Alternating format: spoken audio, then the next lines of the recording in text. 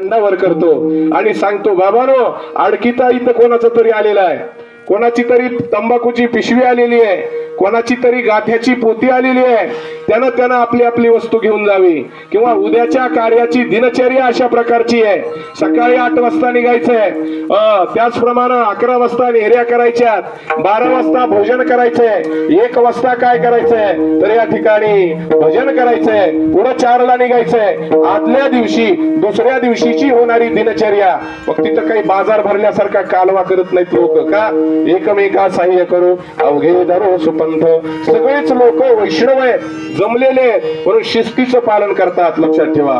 का? कोणी कोणास न बोला, आधी देतो पोट भरी, पुरे म्हणाल तू बरी. कोणी कोणाला जर बोलला, गोंधळ घातला तर देव दुरावल्या जाईल बर का. म्हणून हात वर करून सांगितलं, बाबानो जगी जाणविले मान. जसं चोपदार दिंडीमध्ये दंडावर करून त्या ठिकाणी भालावर करून सांगतात, तसंच त्या ठिकाणी त्यांनी केलं आणि सगळ्याला सावध केलं. बाबानो का देव या ठिकाणी स्वतः उभारीला हात, जगी जाणविली मात.